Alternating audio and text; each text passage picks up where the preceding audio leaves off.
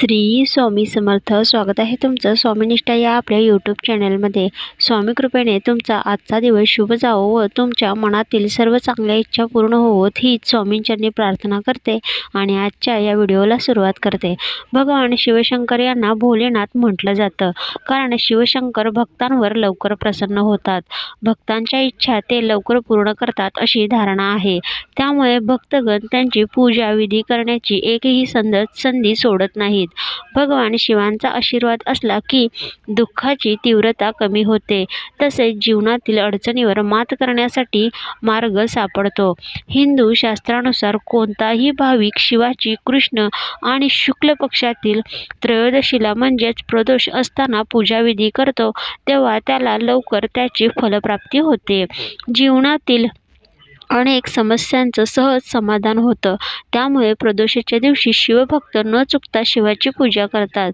प्रदोष व्रत शनिवारी आला तर शनिपीडेतून सुटका मिळवण्याची संधी असते. शनिवारी येणाऱ्या प्रदोषाला शनिप्रदोष असे म्हटले जाते. तर चला जाणून घेऊया या व्रताचे महत्त्व आणि पूजाविधी.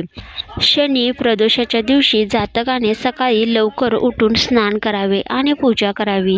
त्यानंतर जवळच्या शिवमंदिरात जाऊन भगवान शिवांची पूजा करावी.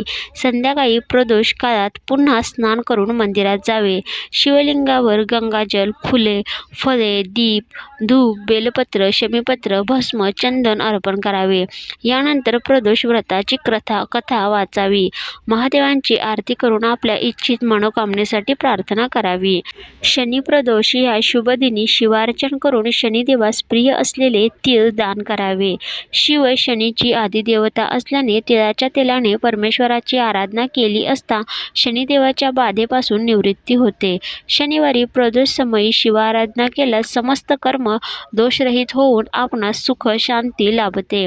शनी ही कर्मकारक देवता आहे. शिव ही संहारक देवता आहे. शनी प्रदोष समयी शिवाची आराधना सर्व प्रकारच्या अशुभ कर्माच्या महापापांचे भस्म करून शुद्ध, नूतन, दिव्य, तेजोमय शुभ स्पंदनाने मानवाचे मन, बुद्धी, अहंकार, चित्त यांची आत्मशुद्धी करून नवीन जन्म प्राप्त करून देते. अशा प्रकारच्या अर्चनेने शनिदेव शांत होतात. शनिवारी रात्रीच्या वेळी त्या जीवाचे सारे दुष्कर्म दोषाची अधिष्ठान देवता महाकालीमध्ये विलीन होतात. दुसऱ्या दिवशी म्हणजे रविवारी सूर्योदयाच्या समयी सवित्र मंडळातील मध्यवर्ती असलेल्या त्या महाशक्तीचा भक्ताला अनुग्रह प्राप्त होतो. याच वेळी त्याच्या नूतन जीवनाची सुरुवात होते. त्याच्या अशुभ कर्माच्या पापाचे गाठोडे परमेश्वराच्या योगाग्नीत जाळले जाते. म्हणूनच प्रदोष व्रत हे श्री महादेवांच्या पूजेमध्ये अत्यंत महत्त्वाचे मानले गेलेले आहे. तर असे मानले जाते की शनिप्रदोषाचे व्रत केल्याने शनीच्या 7.5 मुक्तता मिळते. तुमच्या कुंडलीमध्ये जर शनी हा ग्रह दूषित असेल तर तुम्ही या दिवशी काही विशेष सेवा आणि उपाय करून शनीच्या 7.5चा पूर्ण त्रास संपवू शकता. या दिवशी शिवलिंगावर गंगाजल आणि शमीपत्र अर्पण करा. त्यानंतर एक माळ महामृत्युंजय मंत्राचा जप करा. भगवान शिवांची पूजा केल्याने शनी पीडेतून दिलासा मिळतो अशी मान्यता आहे. त्याचप्रमाणे भक्तांना सुख, सौभाग्य आणि संपत्तीची सुद्धा प्राप्ती होती. त्याचप्रमाणे शनिप्रदोषाच्या दिवशी संतती प्राप्तीसाठी सुद्धा काही सेवा आणि उपाय केले जातात. शनी प्रदोष व्रताच्या दिवशी पिंपळ आणि बेलावर पाणी शिंपडावे आणि त्यांना धुवून घ्यावे. या दिवशी बेलाच्या झाडावर तुपाचा दिवा लावून शिवचालिसेचे पठण करावे. असे केल्याने शिव प्रत्येक दुःखापासून तुमचे रक्षण करतो. असे मानले जाते की यामुळे तुमच्या मुलांवर कधीच संकट येत नाहीत आणि ज्यांना मुले नाहीत त्यांना संतती सुद्धा प्राप्त होते.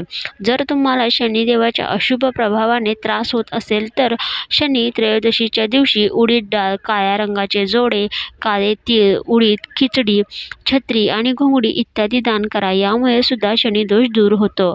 प्रदोष व्रतामध्ये काळे तीळ दान केल्याने घरातील नकारात्मकता दूर होते, ज्यामुळे व्यक्ती गंभीर आजारापासून मुक्त होते. असे मानले जाते की काळे तीळ दान केल्याने भगवान शिव आणि शनिदेव दोघेही प्रसन्न होतात आणि त्या साधकावर कृपा करतात. तर अशी हे शनिप्रदोषाच्या दिवशी करावयाची काही खास सेवा आणि उपाय यांची माहिती आपल्या चॅनलवर मी अशाच प्रकारचे सण, वार, व्रत, वैकल्ये, उपाय, तोडगे यांची माहिती टाकत असते. तर अशाच प्रकारच्या नवनवीन व्हिडिओसाठी चॅनलला सबस्क्राईब करा. तसंच समोरचं जे बेल आयकॉन आहे त्याच्यावरही प्रेस करा, जेणेकरून मी जे नवनवीन व्हिडिओ टाकते त्या व्हिडिओचं नोटिफिकेशन तुम्हाला येत राहील व तुम्ही माझा कोणताच व्हिडिओ मिस नाही करणार. तर झालेली सेवा श्री स्वामी समर्थ महाराजांच्या चरणी रुजू. श्री स्वामी समर्थ.